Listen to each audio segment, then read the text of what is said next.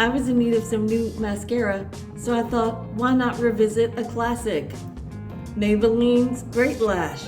It has been years since I've used this product, and I thought, why not give it a try on camera?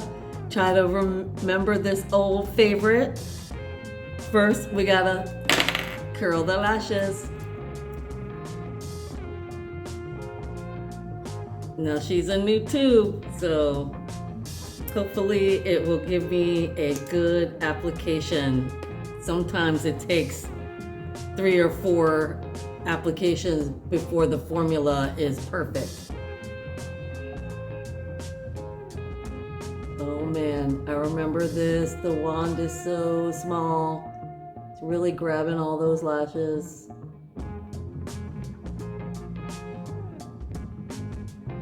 All right, there's one coat. Let's go in for a second.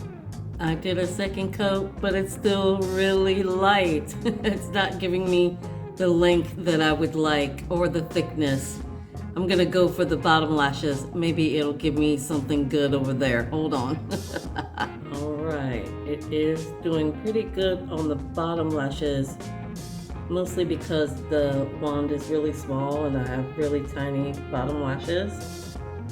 So that's working out nicely, but it's not giving me what I want on the top lashes. I had to remove it from the bottom lash because it was making a mess, but I'm still just not getting a lot out of it. Again, it is a new tube, so it's still pretty thin, but it's getting to be a struggle here. I can get it on my bottom lashes, but the top lashes, it's just not hitting for me. Well, I'm gonna have to go in with a different mascara, I think, to get it to the length and thickness that I want. This is coat number 3. She's struggling. Can you even see it? I'm also noting that it is flaking down, so that's kind of messing up all my concealer. It's transferring up. Oh boy. Yep, this is a bit of a disaster.